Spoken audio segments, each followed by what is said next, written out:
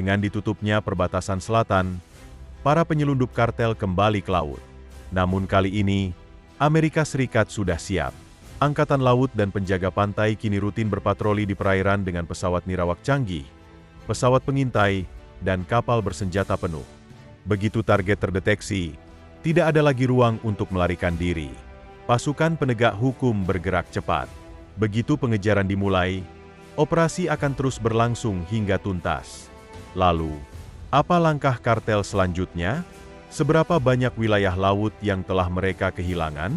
Ikuti kami saat kami membongkar bagaimana Angkatan Laut AS mengerahkan kekuatan militernya secara penuh di sepanjang perairan Meksiko. Awal tahun 2025 menandai titik balik. Jalur perdagangan narkoba di Amerika Selatan mendapat pukulan keras, dan semuanya dimulai dari laut. Salah satu operasi paling menentukan adalah patroli bersejarah selama hampir 4 bulan oleh kapal tangguh milik penjaga pantai AS, US Cutter James. Hingga hari ini, operasi ini dikenang oleh para penyelundup sebagai salah satu tindakan keras paling agresif dalam beberapa tahun terakhir. Dengan panjang lebih dari 400 kaki, Cutter James merupakan bagian dari armada kelas Legend, kapal yang dirancang untuk misi jarak jauh dan berkelanjutan. Didukung oleh sekitar 150 personel terlatih yang bekerja secara bergiliran, kapal ini mampu tetap beroperasi di laut untuk waktu yang lama tanpa perlu kembali ke pelabuhan. Kemampuan ini membuatnya sangat efektif untuk mengawasi jalur perdagangan narkoba dan merespons ancaman secara cepat dan presisi. Namun, keberhasilan operasi ini bukan semata karena teknologi atau daya jelajah kapal, melainkan hasil nyata di lapangan. Antara Januari hingga April, tim ini berhasil menyita lebih dari 48.000 pon obat-obatan terlarang. Menurut perkiraan, nilai pasar dari narkotika yang disita melebihi 510 juta dolar, pukulan finansial telak bagi jaringan kriminal yang beroperasi di wilayah tersebut. Salah satu operasi paling mencolok terjadi pada 5 Januari. Hari itu, sebuah pesawat nirawak penjaga pantai mendeteksi kapal mencurigakan di lepas pantai Ekuador. Dengan kemampuan untuk terbang selama berjam-jam dan merekam gambar berkualitas tinggi dari jarak jauh, pesawat ini diam-diam mengikuti kapal hingga pasukan dikerahkan. Operasi tersebut berakhir dengan penangkapan 3 orang dan penyitaan lebih dari 1 ton kokain. Keesokan harinya, 6 Januari, Cutter James kembali beraksi. Kali ini menghentikan konvoi 3 kapal penyelundup, taktik yang jarang dan sangat berisiko bagi para pelaku. Dengan bantuan pesawat pengintai dan helikopter, tim penjaga pantai melancarkan operasi cepat yang berakhir dengan 9 penangkapan dan penyitaan sekitar 14.000 pon kokain. Tanggal 7 Januari, para penyelundup mencoba strategi baru. Mereka mengerahkan kapal siluman berprofil rendah, kapal khusus yang dirancang untuk menghindari deteksi radar. Tapi penjaga pantai AS sudah siap.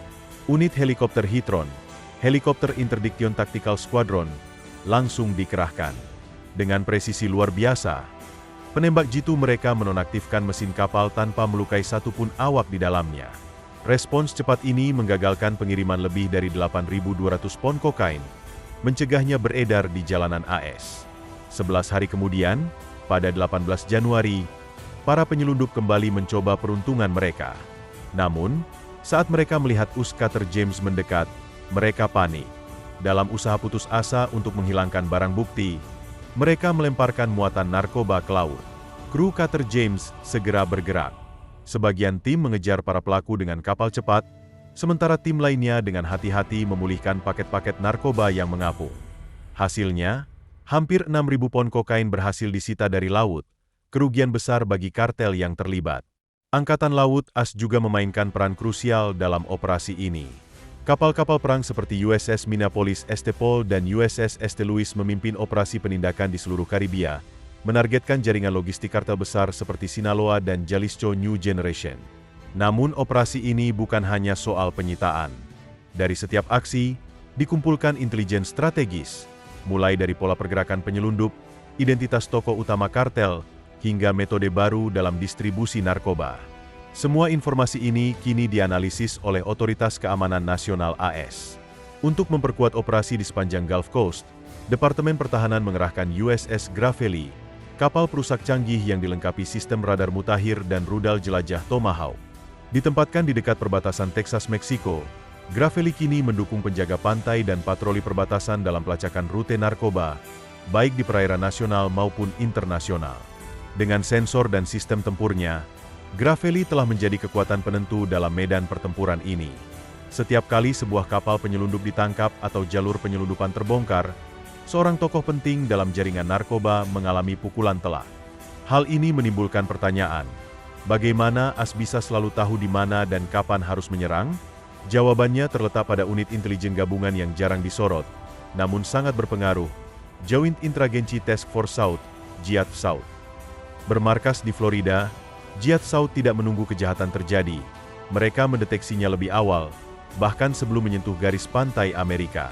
Alih-alih hanya bereaksi, mereka mengandalkan strategi proaktif dan presisi, selalu satu langkah di depan para penyelundup narkoba. Dalam pusat komando canggih ini, para analis dan operator intelijen bekerja tanpa henti, mengumpulkan data real-time dari seluruh penjuru dunia. Citra satelit, sistem radar, pelacak kapal otomatis, hingga laporan intelijen rahasia semuanya mengalir ke satu sistem terpadu. Dengan menyatukan semua informasi ini, Joint Intragency Task Force South, JIAT South, mampu membangun peta aktivitas penyelundupan, bahkan sebelum kapal-kapal mendekati perairan Amerika Serikat. Yang membuat JIAT South begitu efektif bukan hanya teknologinya, tetapi juga struktur timnya. Orang-orang dari berbagai lembaga, seperti CIA, FBI, Coast Guard, dan Navy, bekerja berdampingan di bawah satu atap. Bahkan mitra internasional dari negara-negara sekutu ikut terlibat dalam kolaborasi ini. Alih-alih bekerja secara terpisah dengan potongan-potongan informasi, setiap lembaga berbagi intelijen yang mereka miliki. Hasilnya adalah gambaran besar yang lebih lengkap, akurat, dan bisa ditindaklanjuti dengan cepat. Salah satu senjata paling efektif dalam strategi mereka adalah Team Ledet Law Enforcement Detachment, unit elit penjaga pantai yang ditempatkan di atas kapal perang Angkatan Laut AS. Ini adalah solusi atas kendala hukum yang dihadapi operasi militer di laut. Kapal perang Angkatan Laut dibangun untuk pertempuran, bukan penegakan hukum. Namun dengan adanya kru ledet di atasnya, kapal tersebut dapat secara sah melakukan penahanan, penggeledahan, dan penyitaan kargo ilegal. Ketika radar atau sistem pengawasan mendeteksi kapal mencurigakan di tengah laut, kapal perang mendekat, dan ledet naik untuk mengamankan kapal target. Seringkali sebelum penyelundup sempat membuang barang bukti atau kabur. Keefektifan JIAT South pernah ditunjukkan secara gamblang dalam operasi besar pada Agustus 2017 yang diberi nama Big Week. Ini bukan sekadar patroli biasa, melainkan upaya terpadu berskala besar untuk menyapu bersih jalur penyelundupan utama di laut terbuka. Dalam misi ini, pesawat pembom berat seperti B-1 dan B-52 bergabung dengan pesawat pengintai berteknologi tinggi seperti JSTARS, Joint Surveillance Target Attack Radar System, menjelajahi zona laut tempat penyelundup biasa menyelinap. Untuk memperpanjang waktu mereka di udara, pesawat tanker dikerahkan untuk melakukan pengisian bahan bakar di langit, memungkinkan pesawat pengintai dan pembom tetap siaga lebih lama dari biasanya. Dukungan ini terbukti vital. Dengan durasi patroli yang lebih panjang dan cakupan wilayah yang lebih luas, Big Week berhasil mencegat dan mengganggu lebih dari 6 metrik ton kokain, cukup untuk mengganggu rantai pasok kartel dan mengguncang struktur keuangan mereka. Keberhasilan JIAT South tidak luput dari perhatian musuh. Kabar prestasi mereka menyebar cepat di antara kartel. Beberapa organisasi bahkan mulai menawarkan hadiah besar bagi siapapun yang bisa membocorkan rahasia operasi satuan tugas ini. Namun, JIAT South tidak tinggal diam. Mereka terus memperbarui taktik, menyempurnakan sistem intelijen, mengadopsi teknologi terbaru, dan memperkuat aliansi internasional, tidak pernah membiarkan para penyelundup mengambil satu langkah pun di depan. Kini, dengan jalur laut diawasi ketat dari langit hingga permukaan, para kartel diakini mulai mencari jalur baru untuk memindahkan produk mereka. Namun, otoritas Amerika Serikat tidak sekadar bereaksi, mereka sudah bergerak lebih dulu. Dengan strategi yang telah disusun jauh sebelumnya, AS berencana memperluas perlawanan melampaui garis pantai dan menghadang gelombang penyelundupan berikutnya bahkan sebelum dimulai.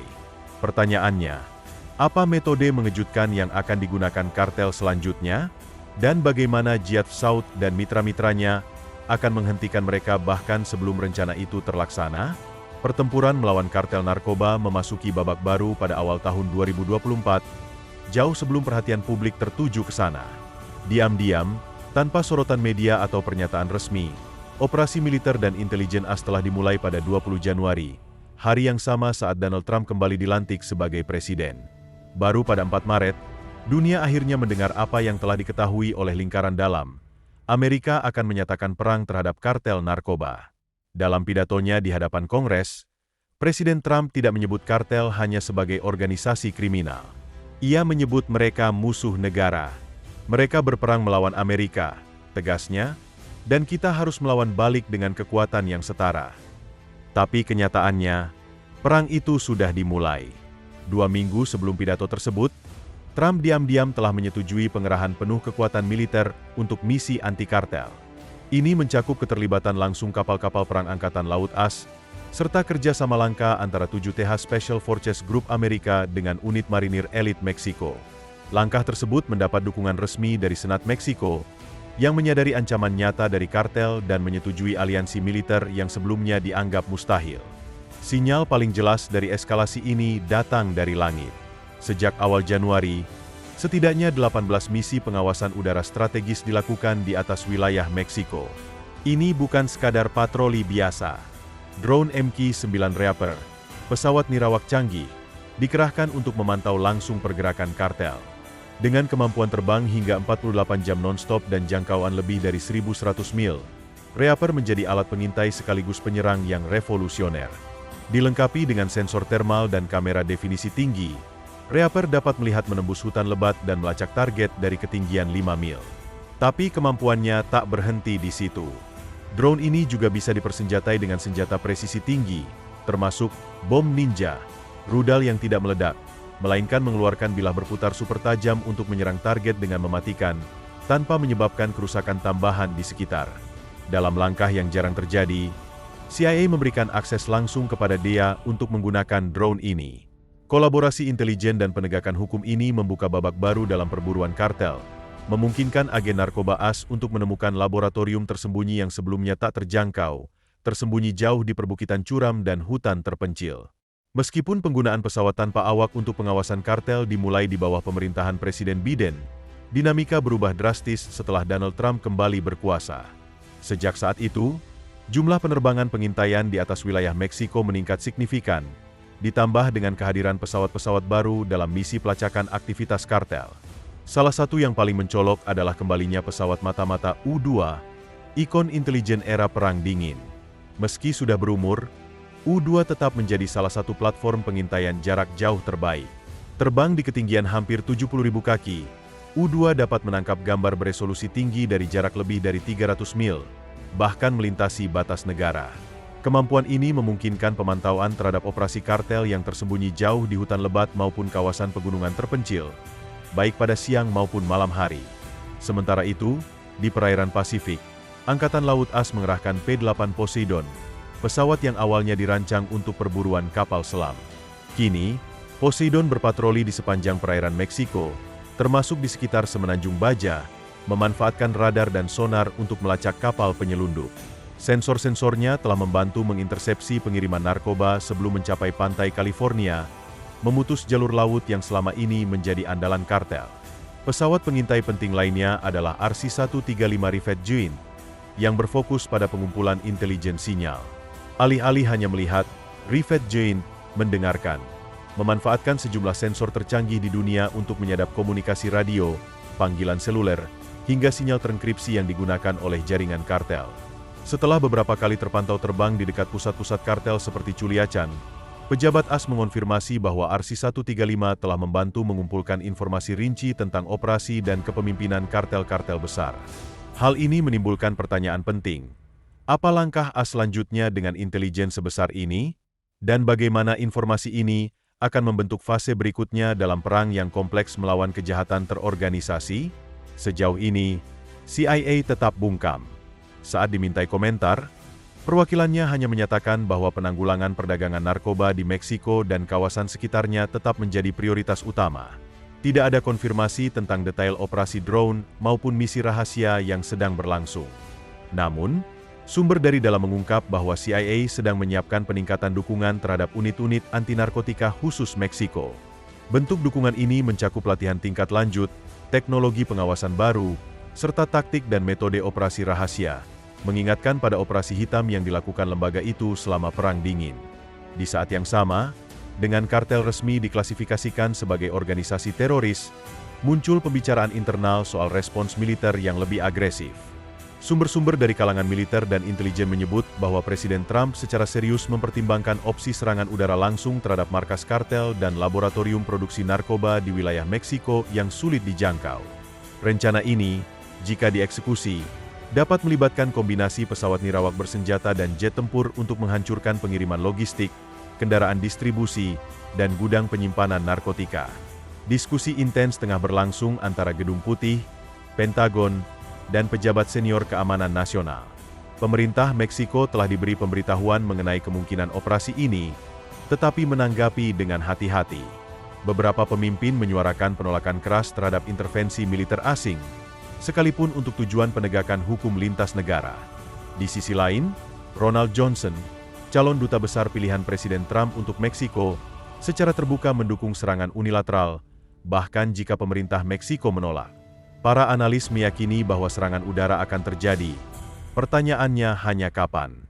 Yang sudah pasti, Amerika sedang mempersiapkan pengerahan kekuatan udara dalam skala besar, termasuk pesawat pembom siluman dan drone bersenjata, dalam salah satu babak paling intens dalam perang melawan kartel.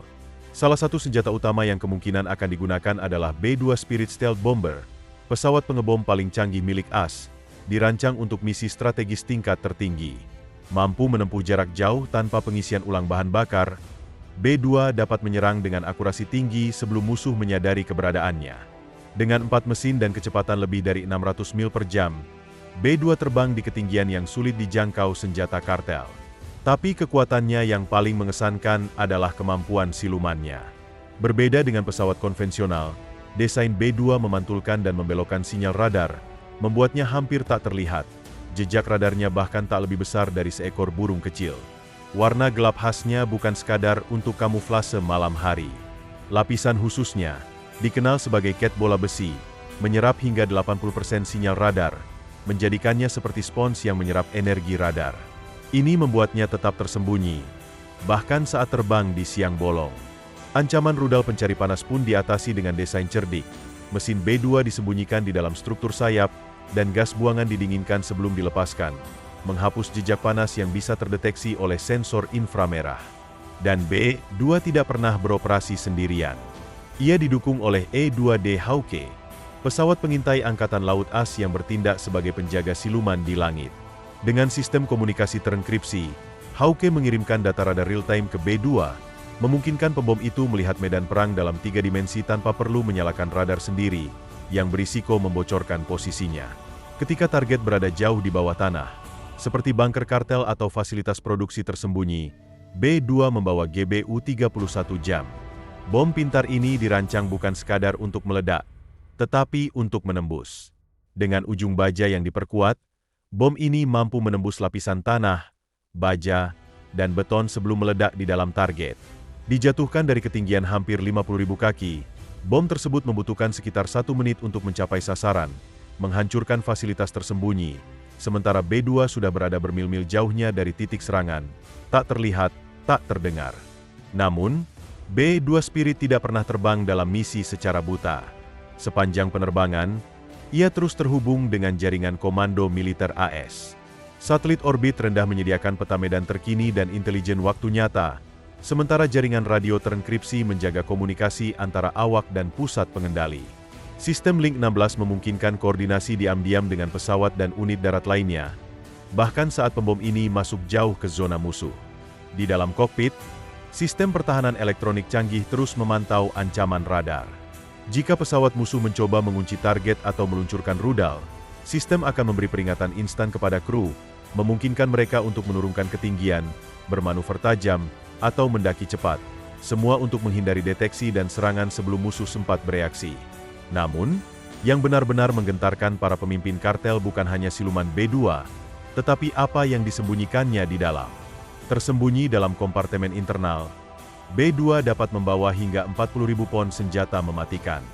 Di antaranya, bom pintar seberat 2.000 pon, amunisi berpemandu presisi 500 pon, atau jika diperlukan, senjata pemecah bunker seberat 30.000 pon, dikenal sebagai Massive Ordnance Penetrator, MOP. Senjata ini dirancang untuk menghancurkan fasilitas bawah tanah yang diperkuat, menembus struktur baja, batu, dan beton tebal. Tidak ada bunker, tidak ada gua, Tidak ada pangkalan tersembunyi yang benar-benar aman. Meski B-2 juga mampu membawa hulu ledak nuklir seperti B-61 atau B-83, persenjataan itu tidak digunakan dalam misi ini. Pesan yang dikirim bukanlah eskalasi total, tetapi peringatan yang tajam dan terarah. Ini adalah pamer kekuatan tanpa harus mengundang perang terbuka. Dengan kekuatan udara yang tak tertandingi, Amerika Serikat menyampaikan niatnya dengan sangat jelas. Era pembiaran telah berakhir. Bagi para kartel yang pernah percaya bahwa terowongan dalam tanah, bunker tersembunyi, atau pangkalan di balik pegunungan akan melindungi mereka, ilusi itu kini menghadapi kenyataan baru. Tidak ada tempat yang cukup dalam. Tidak ada struktur yang cukup kuat. Tidak ada malam yang cukup gelap. Terima kasih telah menonton. Jika Anda menghargai konten seperti ini, silakan tinggalkan suka dan berlanggananlah ke saluran kami. Sampai jumpa di misi berikutnya.